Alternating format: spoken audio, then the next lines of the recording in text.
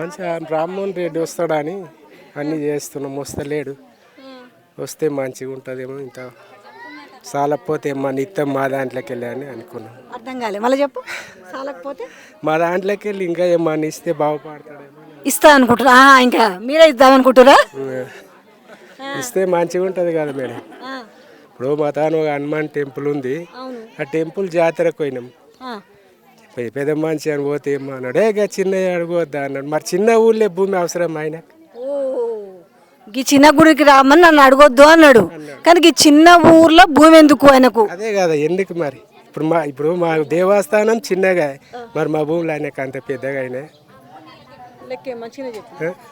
ఏదో అంత పరిపాలన నడుస్తుంది. ఎందుకంటే రాక్షసులు ఒక రాక్షస దేశాన్ని ఇప్పుడు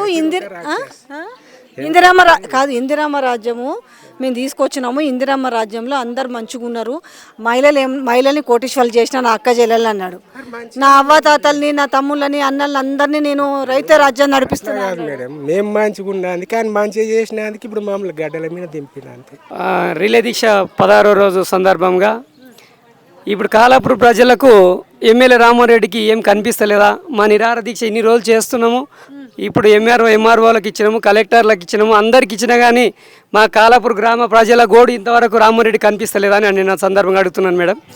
ఎందుకంటే రైతులు ఎంతో ఆహారాలు లేక కష్టపడుతూ ఇక్కడ కూర్చొని 16 రోజులు అవుతున్నది. మరి నిన్న హరీష్ రావు కూడా రావడం మాకు మద్దతు ప్రకటించడానికి వస్తే ఎక్కడక్కడ అడ్డుకోవడం జరిగింది. ఒక మహేష్ రెడ్డిని, టీఆర్ఎస్ కార్యకర్తలను ఎక్కడక్కడ అడ్డుకోవడం చాలా ఎంత అన్యాయం మేడం. రౌడీ రాజకీయం చేస్తున్నారు, అంతేగాని రౌడీ రాజ్యాల పాలన ఇది.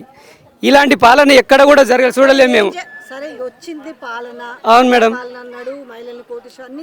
అవన్నీ మేడం మా రైతుల బాధలు. ఇప్పుడు ఏంటంటే అవును మేడం, ఎస్సీ ఎస్టీ బీసీ అవును మేడం, ఎట్లా అడ్డుకుందాం? మా భూములకు వస్తే మాత్రం మేము ఇడిచేది లేదు మేడం. చావనైనా చేస్తాం కానీ మా భూములు అయితే వదలం మేము. ఎందుకంటే రామ్మోహన్ రెడ్డికి ఎలాంటి అధికారం లేదు మా భూముల మీద. ఎందుకంటే మా తాతలు ముత్తాతలు సంపాదించిన భూమిలో వాళ్ళకి ఎలాంటి అధికారం ఉంటుంది? ఈరోజు నోటిఫికేషన్ ఎలా ఇచ్చారు మేడం? ప్రజలను ఎవరైనా అవగాహన తీసుకున్నారా? ప్రజలను ఎవరినైనా అడిగి ఇప్పటి వరకు ఒక కలెక్టర్ కానీ, ఒక ఎంఆర్ఓ కానీ, ఒక పోలీసులు కానీ మమ్మల్ని నిర్బంధిస్తున్నారు. ఎక్కడ పోతే మా మీదనే అధికారం చెలాయిస్తున్నారు. ఎంత దౌర్జన్య స్థితికి ఉన్నారు ఈరోజు చెప్పండి మేడం మీరే. కానీ ఇది ఎక్కడ సమంజసం కాదు. ఒక రామ్మోహన్ రెడ్డి ఎమ్మెల్యే దిగి వచ్చి సీఎం రేవంత్ రెడ్డి ప్రభుత్వం ఇప్పుడు ఇందిరమ్మ రాజ్యం అంటే ఇందిరమ్మ పట్టాలు ఇచ్చారు, భూములు పట్టాలు ఇచ్చారు.